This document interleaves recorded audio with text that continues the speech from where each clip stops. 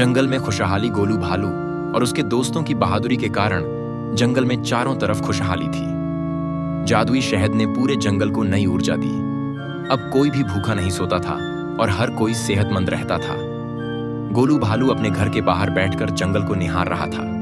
तभी टिंकू खरगोश उछलता हुआ आया और बोला, गोलू, अब हमें और क्या करना चाहिए? हमने जादुई शहद तो पा लिया।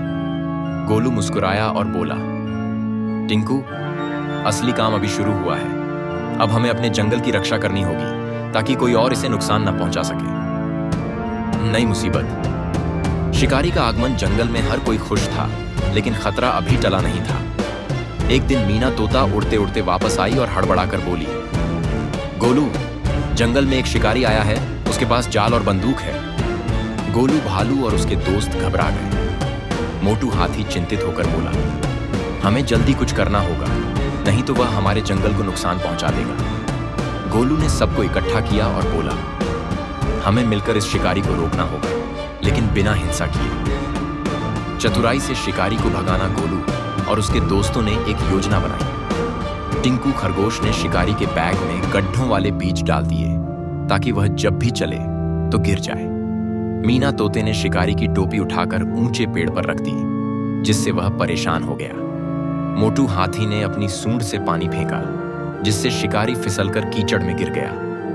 गोलू भालू ने बड़ी चट्टान के पीछे छिपकर भालू की आवाज निकाली, जिससे शिकारी डर गया। शिकारी गुस्से में चिल्लाने लगा, यह जंगल अजीब है, यहां हर तरफ मुसीबतें हैं। डर के मारे वह जंगल से भाग गया और फिर कभी लौटकर नहीं आया। जंगल का जश्न जब शिकारी भाग गया तो पूरे जंगल में जश्न मनाया गया। भालू राजा ने गोलू और उसके दोस्तों को सम्मानित किया और कहा, तुमने सिर्फ जादुई शहद नहीं बचाया, बल्कि पूरे जंगल की रक्षा भी की है। अब जंगल में हर कोई सुरक्षित महसूस करने लगा।